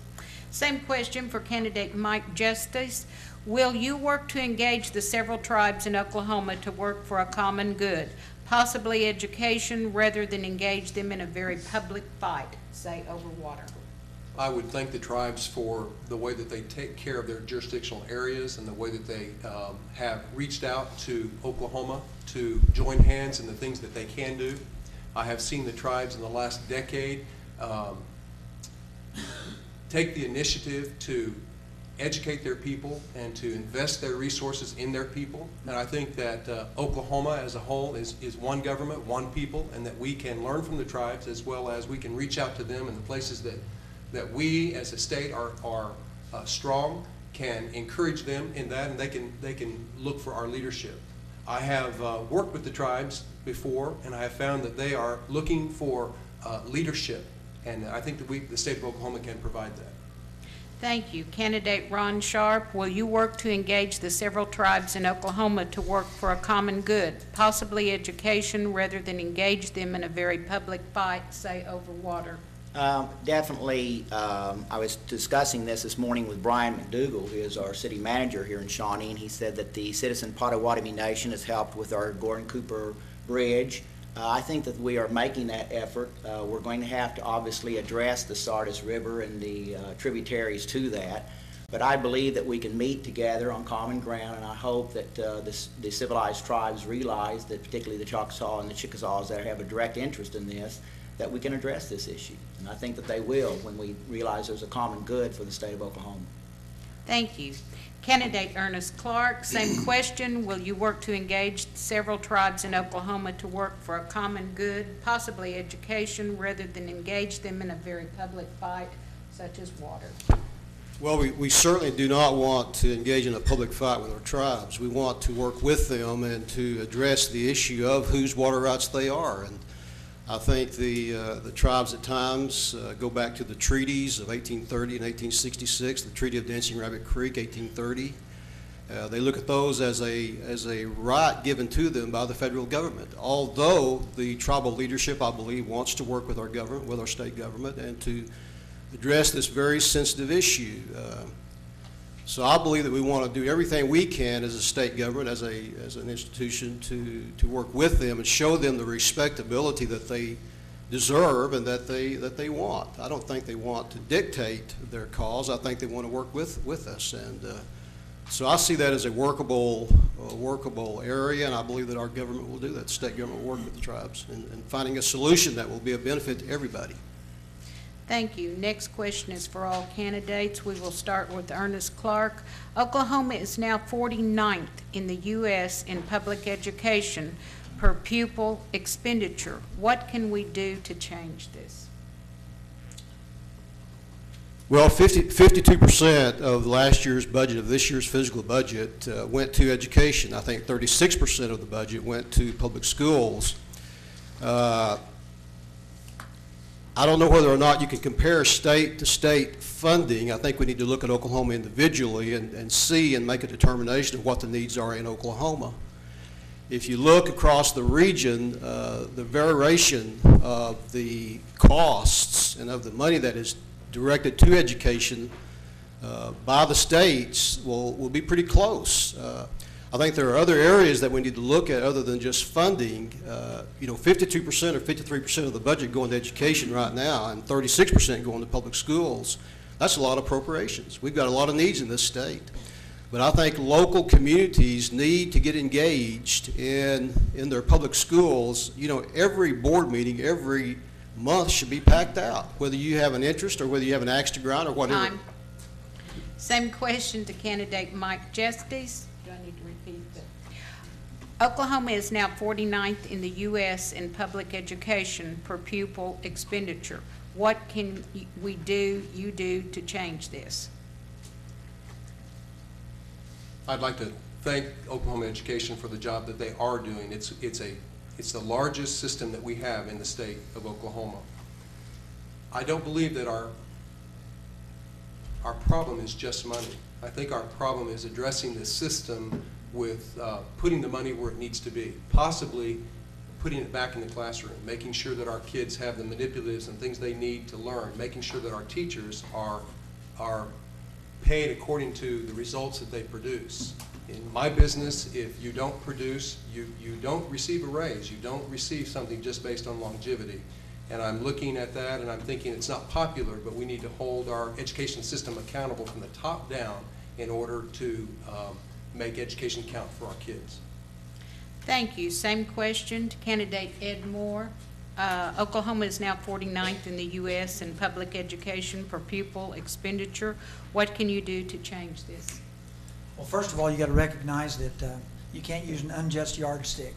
That's an unjust balance. Comparing us with California or say other large states that have huge incomes as per their population is just an unjust measurement stick. There are many other ways of measuring the educational system, character, work ethic. I'll put our students in Oklahoma up next to any state in this union for having great kids, great people, and doing a great job. However, I will say that we need to make sure that as a state, we need to do the very best job we can to make sure we have the best funding that we can possibly do. But we're not going to come up to that, some national standard based upon economies that have nothing to do with, say, like the cost of our homes in Oklahoma as when compared to the cost of a home in, say, California. It's an unjust yardstick. So the premise is probably faulty, but the need to fund education to the best of our ability in Oklahoma is certainly one that we need to address and give our best to. Time. Candidate Ron Sharp, Oklahoma is now 49th in the U.S. in public education per pupil expenditure. What can you do to change this? Well, I believe the greatest investment that we can make is in our children, and to say that it's an unjust measure, we're last in our region. We're not only, thank God for Mississippi, or we'd be last in the nation, but we, young school teachers are, when they enter into this profession, are facing tremendous problems, not only with their low salaries, having to pay back their student loans. We need incentives for these teachers, young teachers, to stay in the profession. Us old-timers are about to get out. So we definitely need to come up with a formula for improvement. Brad Henry, as our governor, did come through with measure by which to reduce administrative costs. I think every effort is being made right now to do this. Thank you. Next question is for all candidates, and we will begin with Ron Sharp. What area of expertise do you bring to the legislative process? Well, I've taught political science, Oklahoma history, government for 38 years. All of my efforts have been in government. I know the Constitution, as I've mentioned to you before, the United States. I know the state Constitution of Oklahoma. I know how the process works. My father was Director of Agriculture for Oklahoma for 40-some-odd years. I lived at the state capitol, at 122 State Capitol Building, for many summers while the state legislature was in session, whether it be Rex Privet or McCarty, J.D. McCarty. I know the government of Oklahoma. I know governors. They call my father's house at night asking about agricultural problems. So I think that in education, I know what the problems are that need to be faced. I think I know what's in government. I've talked to city managers, mayors, and I know definitely what the agricultural problems are. So I think that I can address those problems. Candidate Ed Moore, what area of expertise do you bring to the legislative process? Somebody once asked Ronald Reagan what an actor had, whether it helped him being president of the United States. And he replied, sometimes I wonder how someone could be president without being an actor. Well, I don't know if that's true or not, but I know that as a minister, I think that the life experience of dealing with people, their problems, you see where the rubber hits the road, you see where the needs are real and where the challenges of life are impacting lives. And really, government's all about people. The decisions we make are about people. And every law we make, every expenditure we make, it's not just about fighting over funds or this or that. It impacts people's lives. And if one can keep that in perspective and realize that every vote will affect someone somehow, then it'll make him a better legislator. So as a minister, I think I'll bring at least that to the table. Thank you. Candidate Mike Justice, what area of expertise do you bring to the legislative process? Thank you. I'm the only candidate that ran his own business for 20-plus years, providing jobs and salaries for people and facing workers' comp. I've spent the last 12 years as the executive director for a statewide nonprofit, providing salaries for 8 employees as we strengthen families in Oklahoma through the Oklahoma Family Policy Council. I have spent 16 years on boards in the state of Oklahoma, 8 years chairing the State Board of Juvenile Justice appointed by Governor Keating, and 8 years on a national board appointed by Governor Keating. I've also spent the last 8 years on the Oklahoma County Juvenile Justice Board and investing in at-risk kids, and I've been the chairman of that the last 2 years. All of that to say that I serve on 10 different community boards because I care about people. I am a servant, and I'm a servant leader. Thank you. Candidate Ernest Clark, same question. What area of expertise do you bring to the legislative process? Well, I think the experience that I have is 31 years in the public schools, and 25 of those years was in the executive branch of that profession, serving as assistant superintendent and superintendent. I also serve with the federal government, the U.S. Department of the Interior, in charge of 16 schools on the East Coast in 5 different states, a dynamic responsibility, provided budgetary and financial expertise for those schools, and also served at the University of Oklahoma for 3 years as an executive in the College of Continuing Ed. So I think we worked with a wide, diverse group of people over the country. We worked in different states, different diverse groups within an organization. So we understand leadership principles, and education, I think, probably is the foremost basis of my experience, but providing leadership in that particular area across the country, I think, is at all levels, federal level and higher ed level, provides enhancement. So, Thank you. Next question is for all candidates. This time we will rotate, and we will start with candidate Ernest Clark. How will you resolve conflict between the parties at the Capitol? wow. They haven't done a very good job of that for several years, but I do believe that bipartisanship can exist at the state capitol. I think that we can all work together. Work with a diverse group over the last 30 years, I think, will help us in that process of bringing people with common goals together to see for the common good of the state. I don't think there's a question, though, that it has to be done. It has to be done in order to have government function. It won't function without bipartisanship. So I'm thinking that we, based on our past experiences, our leadership experiences, working with diverse groups of people, coming to solutions, formulating ideas, and then coming to conclusions that I think can be done at the state capitol. I think that I can do that. Same question to candidate Mike Justice. How will you resolve conflict between the parties at the Capitol? That has been part of what I've done for 16 years on community boards and working with all parties, all people, standing for truth, making sure the principles are on target is something that all people want to do. I think listening, I think everyone has something to contribute. If you've voted them to be there, and someone has in both parties, that I have the obligation to listen and do the best job I can for the people of Senate District 17 by making the right decision. Same question, candidate Ed Moore. How will you resolve conflict between the parties at the Capitol? Well, you're asking for a miracle, but here's how I'll go about it.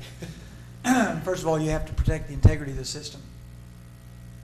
I served in the state legislature when there were only 11 Republicans in the state Senate, and we were lucky to be able to sit in the back of the bus and just listen. The truth of the matter is the system can be abused. When I served, the Democrat Party controlled everything. There were the House and the Senate had different versions of the same bill. They were supposed to be reconciled into a final version of what they called the Joint Conference Committee. The only problem was the Joint Conference Committees never met.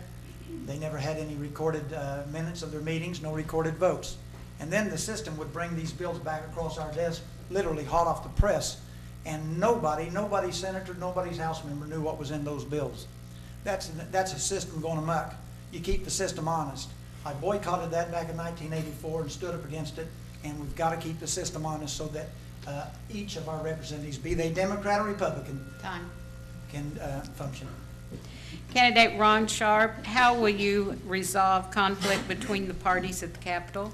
The definition of politics is, at least one of them, is the art of compromise. And that's the first thing that you have to be able to do, is to not be so embellished in your own ideologies that you cannot recognize that that is what your purpose there. Nothing that you're going to go up there and propose is going to come out the way that you wanted it. It's going to be compromised.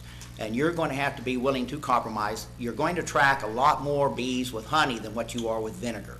So you're going to have to make sure that you do not get into name calling, do not get into Democrat versus Republican, conservative versus moderate, liberal. You have to get in there and say, hey, we're all there for one common goal, and that is to serve the people of the state of Oklahoma. Thank you. Candidate Mike Justice, why are you running for this seat? You know, since 1988 until this last year, I have been represented by the most liberal people in the state of Oklahoma. And although I have been kind and I have continued to see them every single year in their office and invite them into my home, I have not been represented. And I said to myself, if I ever get into a halfway decent district, I would like to represent the people and have a voice to speak for the values that I believe are mine and yours. And I was honored to be in Senate District 17, and I feel like my business experience, my nonprofit experience, and my leadership on state boards that I have a voice, and I'd like to serve the people of Senate District 17. Thank you. Ernest Clark, why are you running for this seat? I want to see the grassroots level people resolve issues in this state. I haven't seen government resolve very many issues. And I think the solutions are derived from local communities. And we love this country, we love this state, we love this community, and we're deeply concerned about where we're headed. And I think that that's basically the reason that we filed for this candidacy.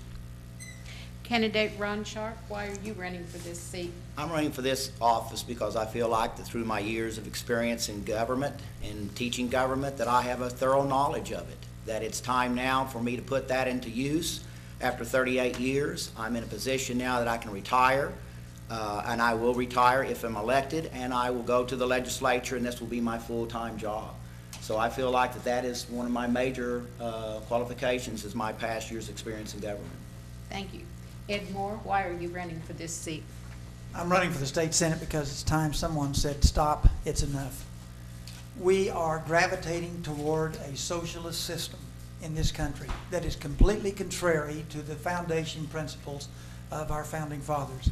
Every day, and with every passing year, the legislatures and the Congress are passing layer after layer after layer of government upon us, and it's coming from the top down. If we don't say stop, if we don't say enough, if we don't take our country back, then we're going to lose it, and our kids are going to pay the price. I'm running because I'm motivated. I believe in this country, but only if we'll stand up for the way it was founded and roll our sleeves up and participate, and that means putting your hands up and saying no, especially to the federal government. Thank you. Thank you. This next question is for candidate Mike Justice. Currently, you are working with various nonprofit groups and volunteer organizations. How many years has it been since you were employed in the private for-profit sector? It has been 13 years since I've employed in the private sector. I was employed with Preferred Risk Mutual and Life Insurance Company for 20 plus years as an agent and as a manager. Thank you. Thank you. Next question is for candidate Ernest Clark. You have informed several superintendents of schools and the OPEC members that you would abolish the Oklahoma corporate tax, the Oklahoma personal income tax, and schools should not apply for federal grant money. How do you expect public schools to operate without funding? Would you repeat that question, please? Yeah, that's pretty loaded. Once again, you have informed several superintendents of schools and the OCPAC, just in case you didn't, the OPEC members, that you would abolish the Oklahoma corporate tax, the Oklahoma personal income tax, and the schools should not apply for federal grant money. How do you expect public schools to operate without funding? Well, first of all, I don't ever remember saying that, but be honest with you, but I do. Public schools at this point in time, there's every school that I know of applies for federal grants, and I would encourage them to continue to do so. Abolishing the income tax, I think there needs to be a gradual phase out of the income tax. 70% of the economic impact in this country or in this state is derived from discretionary spending by the consumer. It makes sense to me to gradually lower the income tax and give you more of your money to spend. Because it'd give you more money to buy cars, it generate the economy, you buy more clothing, you go to more restaurants, you go see more movies. So it gives you more discretionary dollars to spend. So the gradual phase out of the state income tax, sure, I'm for that because it's going to give you more money to spend and more discretionary dollars to spend.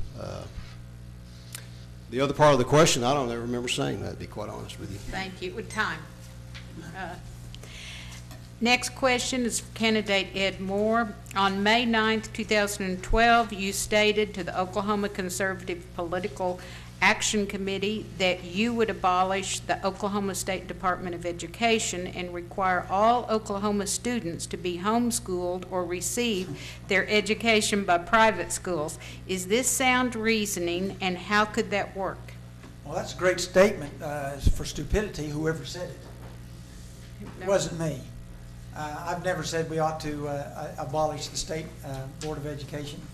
I have said we ought to abolish the Federal Board of Education or the Federal Department of Education. We don't need the federal government teaching us or telling us how to run our schools.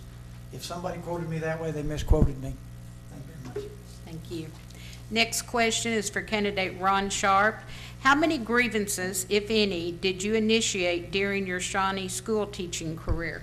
One, just one. There was a instance where the social studies department had teachers who were not certified in specific areas of study. And of course, the State Department of Education so noted, and therefore, of course, there was grievances filed. But I did not personally file the grievance. It was the social studies department as a whole that filed the grievance. So, and I was just a member of that social studies department. Thank you. Next question is for all of our candidates. We will begin with Ernest Clark. What impact will an increase in our taxes have on attracting new business? The taxes the taxes on small businesses needs to be decreased as an incentive to grow their business and therefore hiring more employees. There needs to be incentives from local and state governments to incite small businesses to move into their communities, and I think that reducing tax rates will enhance the economy, which will allow the smaller businesses to grow, and which will enhance the employment of employees, which will give more tax dollars to the local communities because they're going to have money to spend. Sales taxes will be increased, so increasing taxes on small business will be a detriment.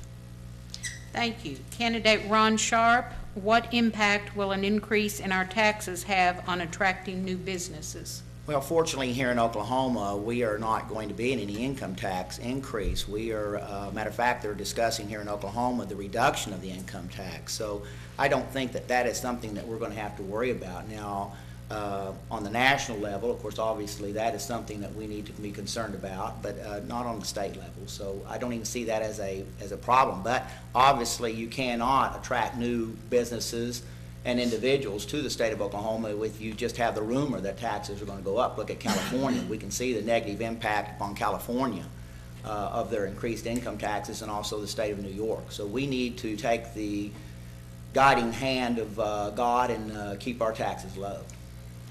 Thank you. Candidate Mike Justice, what impact will an increase in our taxes have on attracting new business? I think our tax structure and the individual income tax will help attract new businesses to the state of Oklahoma. It'll also put money back into the possible employee's pocket, and I think that it would be a good thing to gradually do away with that. Thank you. Candidate Ed Moore, same question. What impact will an increase in our taxes have on attracting new businesses? Well, these fine candidates have already pretty much expressed the concept that taxes are a non-incentive, and so I'll agree with them on that. Let me just say this though, that I'll go public today and make it very plain. I'll say what George Bush said and mean it. Read my lips, no new taxes. At this time, we will start with our candidates and their final statements, and we will begin with candidate Ron Sharp. These three gentlemen that are my opponents, they don't remember Shawnee City Hospital because they didn't live here. They don't remember the first Walmart that came into Shawnee, Oklahoma because they didn't live here. They don't remember Santa Claus being on the second floor of Sears building because they didn't live here. For those of you that lived here all your lives, you remember these things. For those of you that are over the age of 50, you call me Ronnie. For those of you that are under the age of 50, you call me Ron. And for some of you in here, you call me Coach. I've been here all my life. I plan on being here all my life. I know the issues that face you, and I'm ready. When you call me up on the phone, I will return the phone call to you. You do not have to call me Senator. You will call me Ron or Ronnie, and I will definitely get back to you, and I will face those issues that you face, and I will do my best as a legislator to resolve those issues. That is one of the jobs that I have as a legislator, is to resolve problems and to present legislation that will benefit the state of Oklahoma. Time. We will now hear closing statements from candidate Ed Moore. Let me just say that the 17th Senate District is a huge district. 30% of it's Shawnee, 10% McLeod in the northern part of the county, 60% of it lies in Oklahoma County. We're going to have to realize we've got a wonderful district here. It is not just Shawnee. We need to work together to create a district that is going to be one of the biggest districts in the state of Oklahoma by the end of the next redistricting period, because this is where the new growth area is. I've lived in both halves of the district. I'm not going to pit one side against the other, because I believe that what we need is unity in our district, and I'll do all I can to keep to bring that unity, because I've lived in both sides. I'll also say that if you want someone like Tom Coburn who's going to keep a watch on the spending and the pork barrel, then I'm your guy. But last of all, and most importantly, I'm going to be a guy that stands up for biblical family values. I believe that's the foundation of our society, and I'll fight for the pro-life position and the strengthening of the family home. And if that's the kind of guy you want, then I'm asking for your vote. Thank you very much. At this time, we will hear closing statements from candidate Ernest Clark. We've only been here 8 years, but we still love this community. Shawnee's a great place to live. We enjoy living here, or else we wouldn't be here. We know a lot of great people in Shawnee, and we love these people that we associate with. We love our church. We love our community that we live in, and we've been actively engaged in the process while we've been here for the last 8 years. But as one of my colleagues just said, District 17 is a huge district. Only about 35% of the voters live in Shawnee and Dale area. The remainder, 65%, live in Choctaw, Nakoma Park, Midwest City, Jones, Luther, Oakdale, of all places. So it's a huge, huge district that we have to cover. It's not just covering Shawnee, Oklahoma. We want to represent District 17, and I promise you this, we live in Shawnee, we love Shawnee, and we'll represent you at the state capitol. Thank you. Next, we will hear closing statements from Mike Justice. Pottawatomie County has always had strong leadership. Unfortunately, this year you're losing two of the strongest leaders that we've ever had in the state, Chris Steele and Charlie Lassiter. I admire both of them, but Pottawatomie has strong leadership through Governor Brad Henry and Governor Mary Fallon. You're used to strong leadership. I bring vision, I bring a trusted voice, and I bring a trusted conservative vision to you. I bring a wide experience, not only in business but nonprofit, but in government and in government leadership. District 17 is broad, it is wide, it is rural. Shawnee is the finest city that we have in District 17.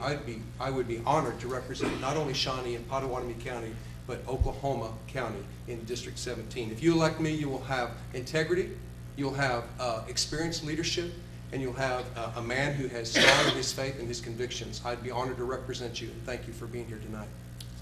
Thank you. You have just heard candidates running for Senate District number 17. I'd like to, at this time, thank you for participating and being with us tonight. I do want to give you a few facts just in case you're not aware. It is our privilege and our right to vote, and that is coming up, the primary, June the 26th, so don't forget that. And for last time, regular absentee is Wednesday for signing up, June 20th, 5 o'clock p.m. Early voting begins Friday, June the 22nd, Saturday, June the 23rd, and Monday, June the 25th. Now, for this runoff primary election will be August the 28th for the candidates you have just heard for Senate District 17. Thank you. Have a good evening.